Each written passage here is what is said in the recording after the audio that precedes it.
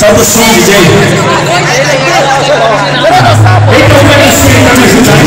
Pessoal, pode começar a entender. Então, tá ligado aqui, eu vou fazer o remix. Tá ligado que eu tô rimando na mão do beat. Tá ligado quando eu vou fazer o conteúdo. Tá ligado que aqui eu tô soltando. Eu estou dando beat, eu estou dando a base. Eu preciso fazer a arregaça.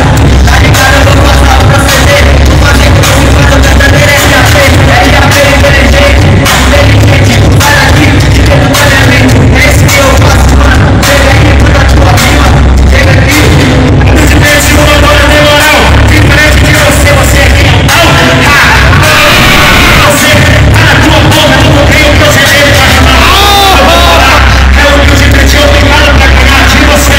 É o movimento aqui, o proceder. Ah, eu sou professor, você vai ter que aprender. Eu vou falar. É o primeiro cara aqui vai te acabar. Se liga então, esse é o rap do cara que é o bom.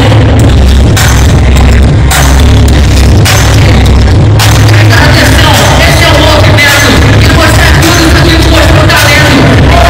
Essa aqui é a parada, isso daqui vai ser rima improvisada. Tá ligado? Começou da zona sul, esse cara tá com medo de medo, ficou azul.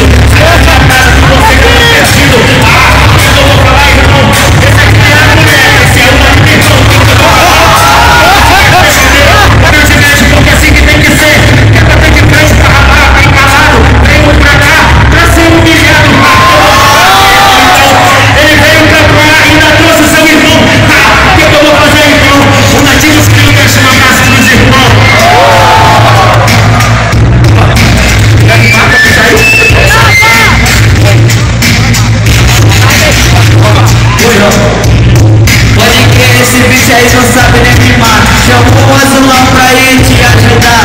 Tá ligado, mano? Eu vou mandar o proceder. Vou falar aqui pra você. Você é o perfeito. Olha só, eu vou aqui.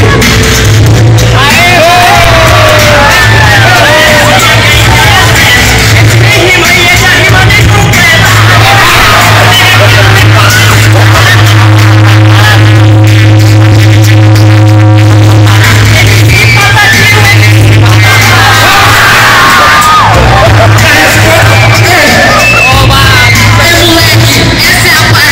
MC